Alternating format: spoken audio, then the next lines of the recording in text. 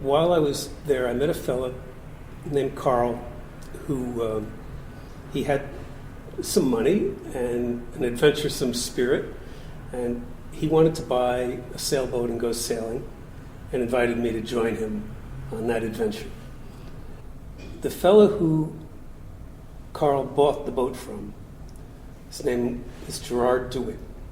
He was building a 54-foot ketch on speculation at a boatyard on the Miami River.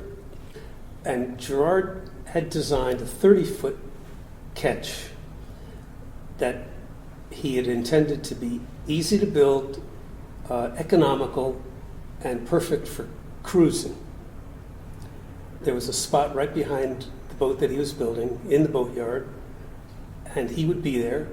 So I decided I would take on this project of building this 30-foot ketch so that I could go sailing on my own.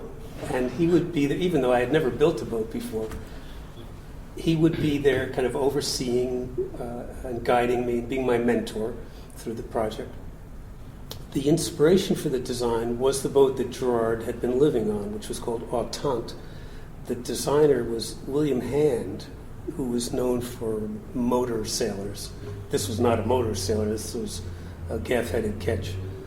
But it was built using the strip planking technique, and that's what Gerard specified for his design, thinking that it would be easier for an inexperienced guy like me to build a hull using strip planking rather than the more conventional type of wide planks that you have to deal with. I built bulkheads first to get the shape of the boat, so that the planks were following the contour of the bulkheads. But there were no frames in the traditional sense where you would have a frame every 2 feet or so. It was just the bulkhead.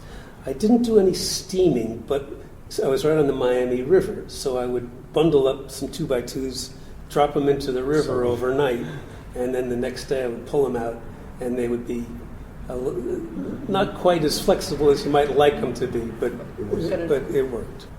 So the Pioneer Marine School operated out of an old ferry boat that was docked on Pier 15. It was called the Heart, ferry boat Heart. And the schooner Pioneer was part of the school program.